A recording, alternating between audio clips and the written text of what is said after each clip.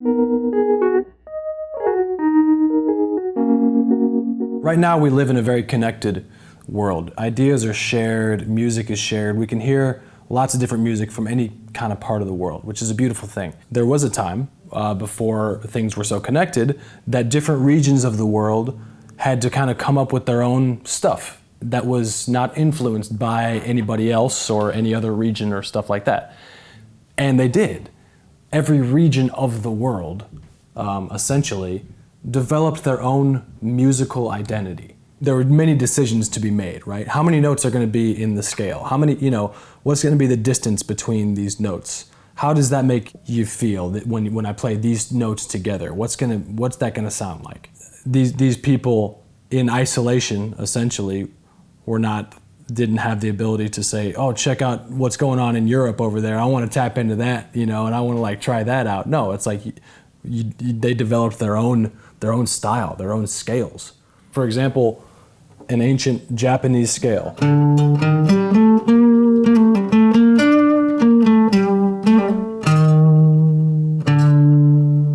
Just 5 notes. There's 5 notes in that scale.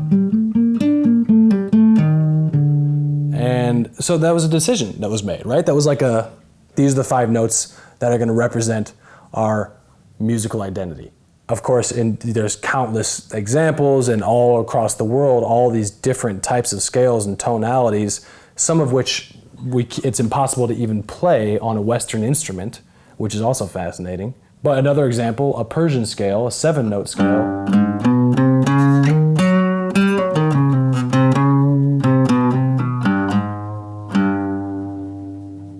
And then that in turn created ear training of that's what sounds natural. That sounds like music to my ear. I think that the umbrella fascination here is the idea that as musicians, we try to get, our own sound, defining our own sound. What's it going to be? What's my sound?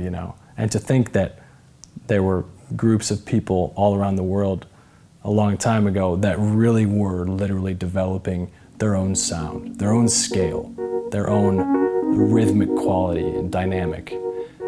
That is powerful, and that is creative. You're impressed with humans? I'm impressed with humans, man.